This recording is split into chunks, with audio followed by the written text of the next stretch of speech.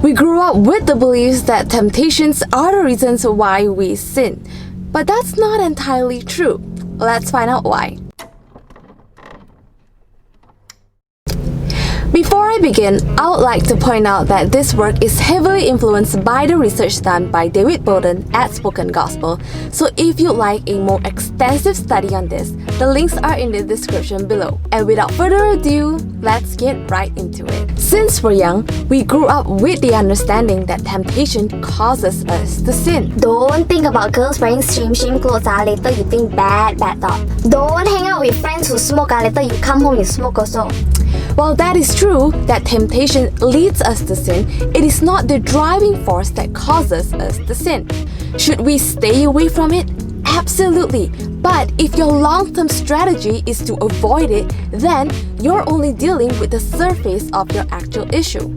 So, if temptation is not the root cause of sin, let's dive a little deeper. What causes our temptation? Well, let's see. We can't be tempted by things we don't want.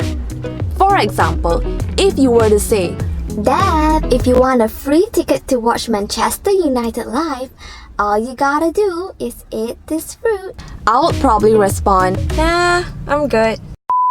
So, why was I not tempted? Because I had no desire for it. In other words, we can only be tempted by what we desire. So, instead of spending our life trying to fight our temptations, we need to take a step deeper to check what we desire. In James chapter 1 verse 14 to 15 it says that each person is tempted when he is lured and enticed by his own desire.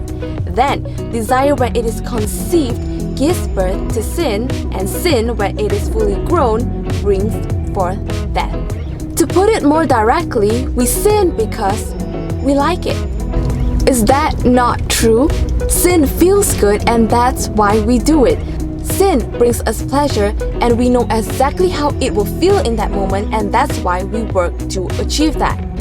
At the same time, we are aware that after that momentary pleasure, we are back to square one, yearning and starving for what sin promised to offer but failed to deliver. So far, we have established that temptation leads us to sin, and it is our desires that form our temptations. So now, let's take a step deeper and ask, what forms our desires? Well, our desires are formed when we recognize that we have a lack, and we'll get into that in the next video. As for now, let us reflect on the following questions. Number 1. What are our usual ways to fulfill our desires apart from God?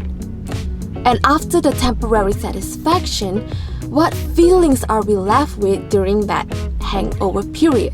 And if we are aware that the steps we're taking to fulfill our desires are short-lived, why do we keep going back to it?